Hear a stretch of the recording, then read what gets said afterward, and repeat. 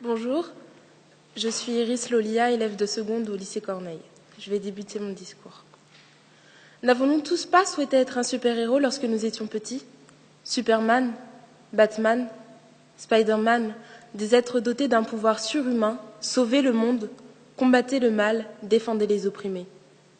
Mais chaque super-héros, aussi puissant, aussi courageux soit-il, avait comme Superman sa kryptonite, qui est une pierre venant de sa propre planète et qui était la seule chose à pouvoir le détruire.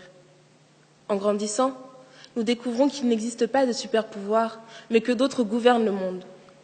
Le pouvoir de l'argent et la dictature en sont des exemples, et qu'il est question désormais de personnes au pouvoir. L'école nous enseigne alors que ceux qui dirigent sont les présidents, élus au suffrage universel, ou des dictateurs qui s'imposent puis finissent par imposer leur succession, et que les rois règnent de père en fils. Plus tard, la réalité nous fait face, et les médias font tomber le rideau.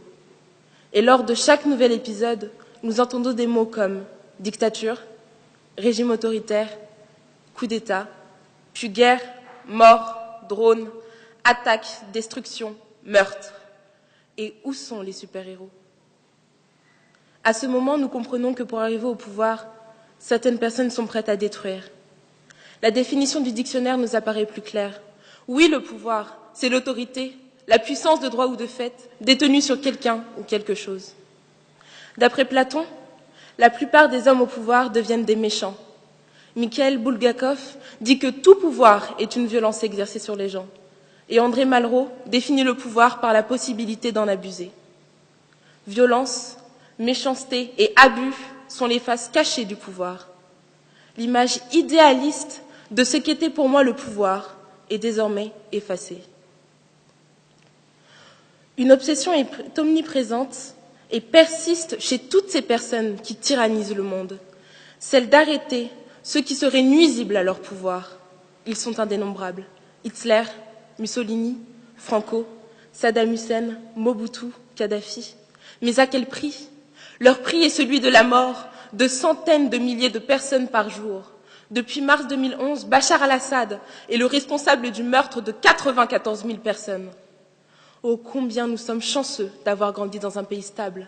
Cette violence avec laquelle vivent des enfants depuis leur tendre enfance leur permet-elle encore de croire aux super-héros? Mais ces enfants ont-ils déjà rêvé, ne serait-ce en secret, de la paix? Ou l'instinct de survie les contraint-il à être conditionnés par le pouvoir en place? Non. Leur vie n'est même plus basée sur l'espoir qu'un jour, un héros vienne les sauver.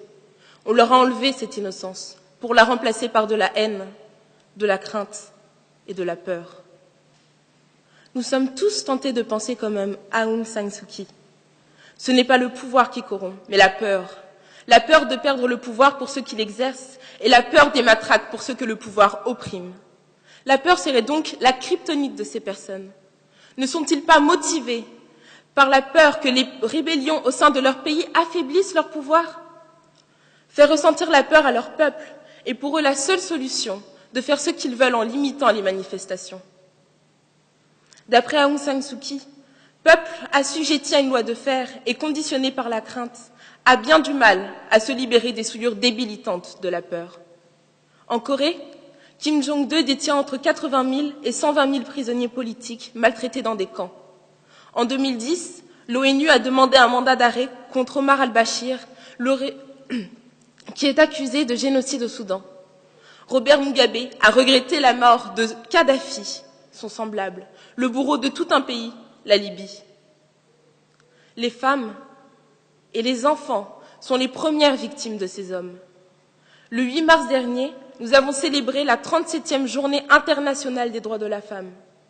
C'est pourquoi j'aimerais dédier mon discours à toutes ces femmes qui se sont levées, parfois au détriment de leur vie, pour défendre la dignité humaine. Tout d'abord, Rosa Parks, qui a été la première femme noire à avoir fait résonner un non contre la ségrégation, le 1er décembre 1955 à Montgomery. Non, elle n'était pas d'accord avec cette loi qui séparait les personnes de couleur des personnes blanches. Non, elle ne voulait pas laisser sa place. Non, elle ne voulait pas laisser le pouvoir législatif ne pas la respecter en tant que citoyenne. Puis, Dalila Mbarek, qui se bat actuellement pour faire adopter à son pays, la Tunisie, des valeurs modernes, pour, comme elle le dit, la Tunisie de demain. Ces efforts ont été récompensés fin janvier 2014 par l'adoption d'une nouvelle constitution qui met au premier plan le respect des droits de l'homme et du citoyen. Ensuite, Samaria Sbeck. Depuis 2011, elle est réfugiée en France, mais cela ne l'empêche pas d'appeler et d'encourager son peuple à la révolution contre le régime syrien, par le biais d'un blog. Pour finir, Aung San Suu Kyi, qui a prôné les droits de l'homme et du citoyen pendant la dictature birmane. Elle a été récompensée en 1991 par le prix Nobel de la paix. Fraternité, liberté, égalité, fraternité sont nos trois piliers fondamentaux en France. Ces trois piliers que nous devrions chérir particulièrement et nous devrions être fiers de notre pays, qui m'offre aujourd'hui cette liberté, à moi, jeune fille de 15 ans, de partager avec vous, sans armes, sans matraque, sans fusil pointé sur moi, le fond de ma pensée.